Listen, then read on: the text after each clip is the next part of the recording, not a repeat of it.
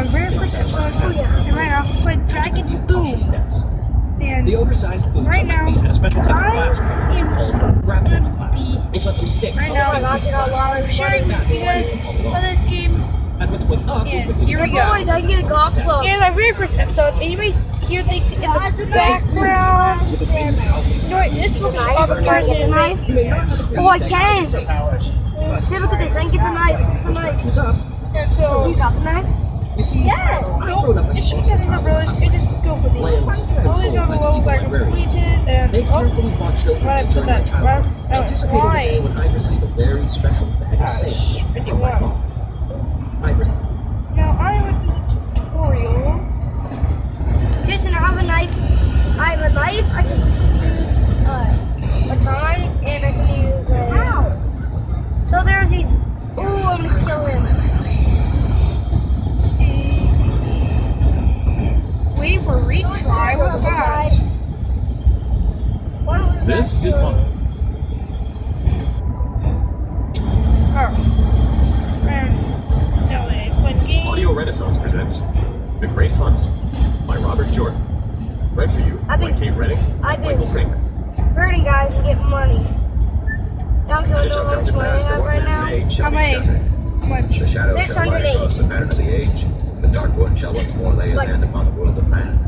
Women shall weep and men quail as the nations of the earth are rent like Okay, rye. baby. Neither shall anything stand nor I rise. killed the purple guy. Yet one shall be born to face the No, shadow. wait. Born once more as he was born before, shall be born again, time without end. The dragon shall be reborn. There shall be wailing and gnashing of teeth at his rebirth. In sackcloth and ashes shall he clothe the people, and he shall break the world again by his coming, tearing Isn't my apart all character- ties that bind.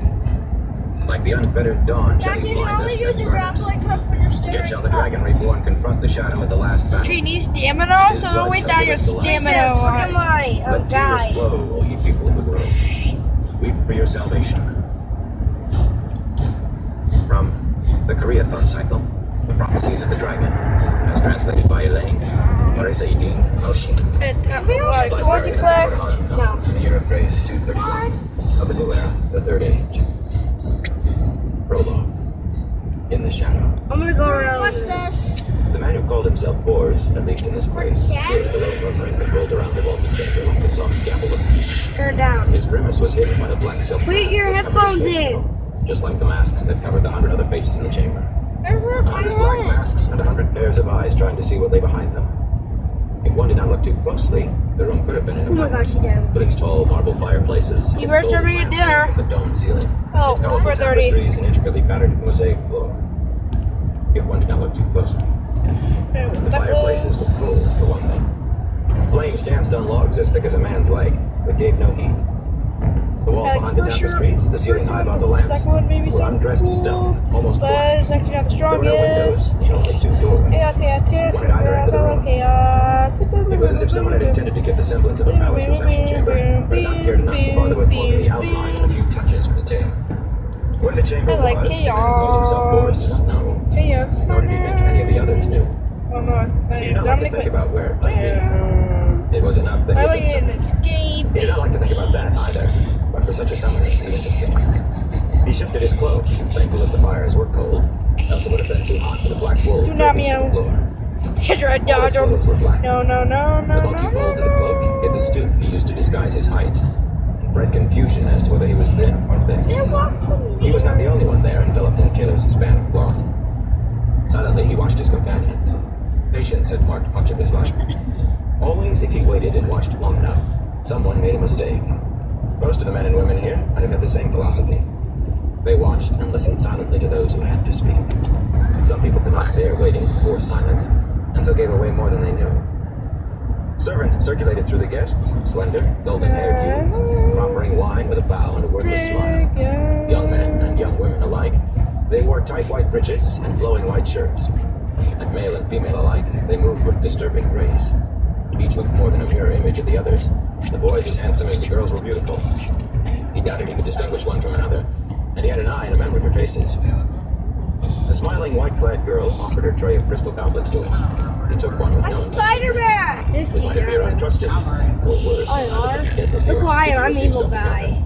But anything Look my he slipped into a eyes. drink. To look my guy's Surely someone among his eyes. companions would have no objections to seeing the number of their rivals dwindle, whoever the unlucky ones happened to be. Idly he wondered whether the servants would have to be disposed of after this meeting. Servants hear everything. As the serving girl straightened from her bow, his eye caught hers above that Yeah, sweet it's quite smile. hard. Blank eyes, empty eyes, a doll's eyes. Eyes more dead than death. He shivered as she moved gracefully away and raised the goblet to his lips before he caught himself. It was not what had been done to the girl that chilled him.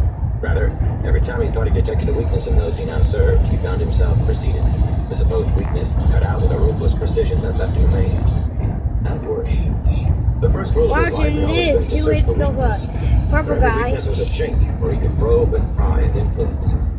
If his current masters, his masters for the moment, had no weakness. Frowning behind his mask, he studied his companions. At least there was plenty of weakness there. Their nervousness betrayed them, even those who had first sense enough to immediate guard hit. their tongues. A stiffness in the way this one held himself, jerkiness in the way that one handled her skirts. A good quarter of them, he estimated, did not bother with disguise beyond the black masks.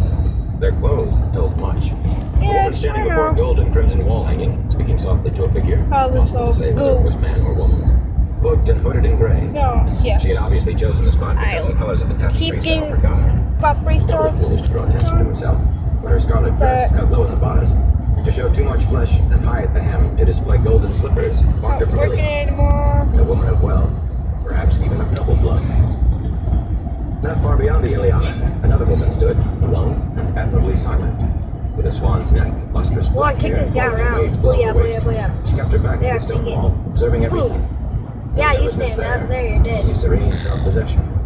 Very admirable that, but her coppery skin and her creamy high-necked gown, leaving nothing but her hands uncovered, yet clean and only just barely opaque, so that it hinted at everything and revealed nothing, marked her just as clearly of the first blood of Aradoma.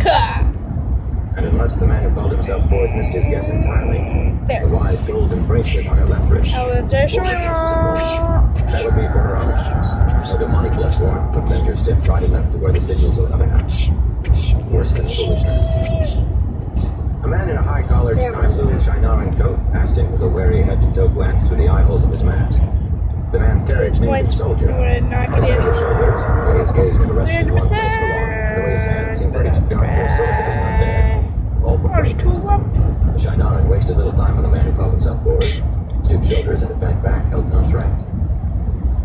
The man who called himself Boris snorted as the Shinaran moved on, right hand clenching and eyes already studying elsewhere for danger. He could read them all, to class and country. Merchant and warrior, commoner and noble. From Kandor and Tyrian, Saldaea and Eladan. Collect From every nation and nearly every people. His nose wrinkled in sudden disgust. Even a tinker, in bright green breeches and a virulent yellow coat. We can do without those come the day. The disguised ones were no better, many of them cloaked and shrouded as they were.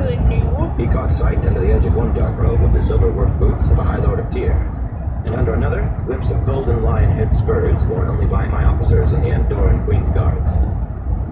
A slender fellow, slender even in a floor-dragging black robe and an anonymous gray cloak, caught with a plain silver pin, watched from the shadows of his deep cowl.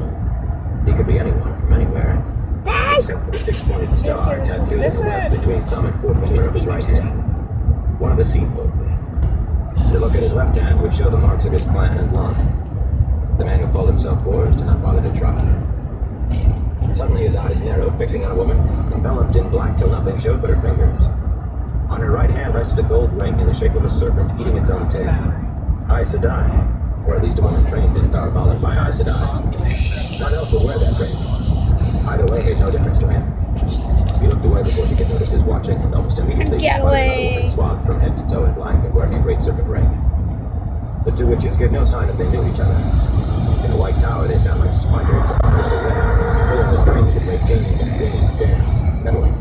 Oh, I hate this place. Really? He realized that he was grinding his teeth. Why? If numbers must dwindle, they must before the day. There were some who would be missed even less than tinkers. Now, A chime sounded. A yeah, simple this shivering is what noise. oh my god, missing notes. I need now goes. Get And two wrecked. dogs stepped into the room, spikes decorating the black veil that hung to their knees. Everyone shied back, even the man who called himself Boris. Head and shoulders taller than the tallest man there. I hope you like it. Please join me today.